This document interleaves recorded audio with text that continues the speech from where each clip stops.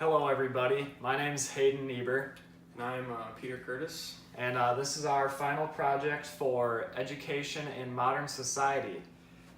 In this presentation, our purpose is to evaluate former President Obama's education legislation Race to the Top using all the stuff we learned in class from our authors this semester.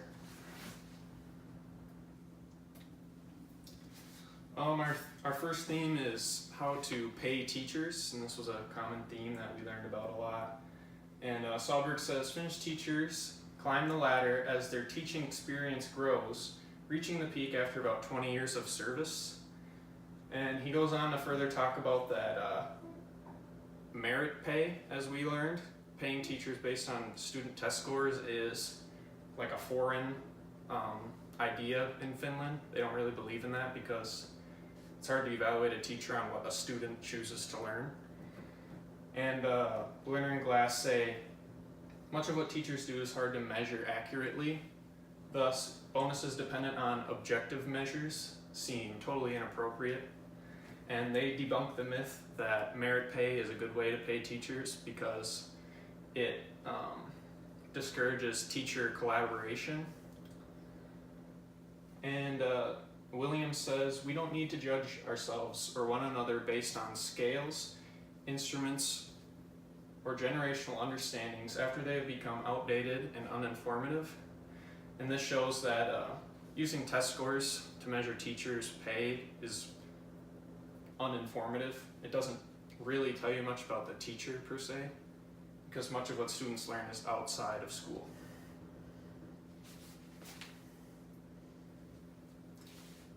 And so Race to the Top is like a grant system, and the more you use the educational tools that President Obama promotes, the more grant money you get. And one of the things he promotes is merit pay for teachers based on test scores, which our authors, all of our authors say is not a good way to do it. And maybe one good thing about, like a positive that Race to the Top does for teacher pay is it doesn't require states to do this. It just gives more grant money to states that do this. Alright, theme number 2 here is standardized testing. Sahlberg states that certain tests are too narrow to capture the whole spectrum of education and thus ignore social skills, moral development, creativity, and digital literacy, which is basically kind of saying like standardized tests, they only focus on like a certain point of education. They don't like show you what a student learns outside of school, like such as social skills or like the creativity in a certain individual, or all of this stuff. Really, it doesn't really show you like what students learn and that stuff. In this quote here from Julia Williams, she says, "My eldest son called this weekend. He was stressed out again. He is studying to become an engineer, and his courses have sounded impossible for years.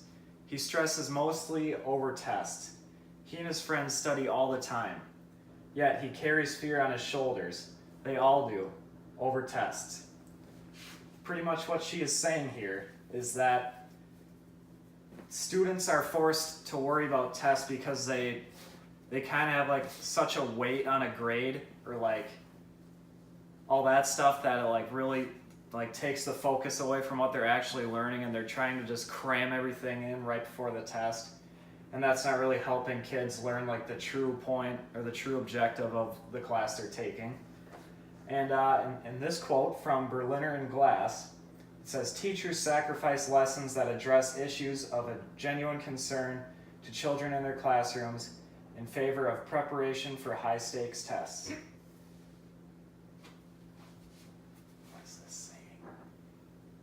Well, and this is saying that instead of like preparing children for something that really matters, like issues in the real world, they're preparing them for a test, which won't really matter in the long scheme of things. Very well said. And this part for standardized testing, Race to the Top cuts down on standardized tests from No Child Left Behind and replaces it with a Common Core. Would you like to elaborate on that? The Common Core, it still has standardized testing, a little less than what No Child Left Behind has, but it's still the same kind of standardized tests, and many teachers and schools still aren't very happy with the Common Core. So theme 3, preparing children for the future. Sahlberg says, mathematics tasks on PISA tests are based on problem solving and using mathematics in new situations rather than showing mastery of the curriculum and syllabi. So he's saying that in Finland they prepare you more for real life situations, which is what the PISA test is, and not so much just memorizing curriculum. Berlin and Glass say students will need creativity as well as communication and critical thinking skills to adapt to an ever-changing society. And they go on to say that it'd be better to teach kids like thinking skills rather than facts and stuff that you just fill in the blank or do on a multiple choice test. Williams says, I do wish we would turn our lights toward the future with our standards, our testing, and our evaluations. So she is pleading towards more like aiming to the future and more using like teaching students what they'll need in the future, or as she says for her famous what Wayne Gretzky says is he skates to where the puck is going, not to where the puck is. Hence like aiming towards what we're going for, not what's right in front of us. Very well said. So Race to the Top prepares students for the future by attempting to reduce the amount of student debt that they'll have entering college or exiting college, which helps prepare them for the future, but they still it still encourages standardized testing, which doesn't prepare you as well as some other like critical thinking skills. So here we have our 3 Venn diagram with teacher pay, testing, and future preparation. And right here would go merit pay, paying teachers based on testing, which our authors say is not the right thing to do.